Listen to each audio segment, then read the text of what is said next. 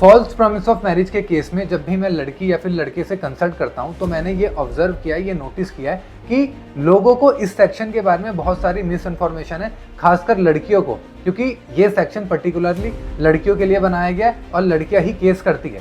देखिए, अगर आप सेक्शन 69 भारतीय न्याय संहिता को अगर आप पढ़ेंगे तो ये क्लियरली मेन दो चीज की बात करता है, तभी आप केस कर पाएंगे और बाद में आप ट्रायल में अपना केस जीत भी पाएंगे। अब ये दो चीज क्या है?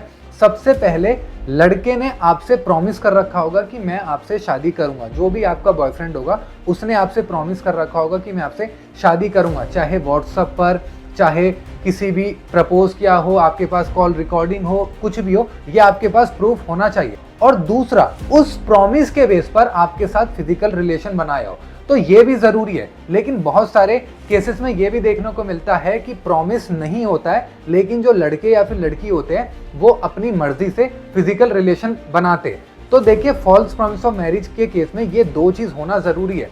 अगर देखिए फिजिकल रिलेशन नहीं बनाए और लड़के ने आपसे कितना भी प्रॉमिस क्यों ना किया हो, तब भी ये लॉ अप्लाई नहीं होगा।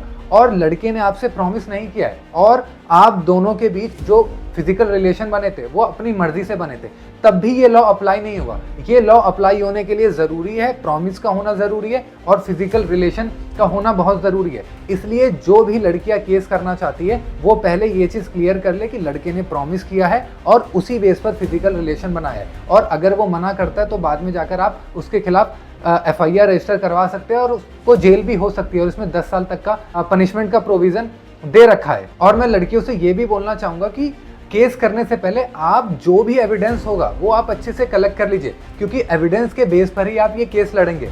वरना आप FIR तो रजिस्टर करवा देंगे, बाद में जाकर ट्रायल में लड़का बरी भी हो सकता है, बच भी सकता है।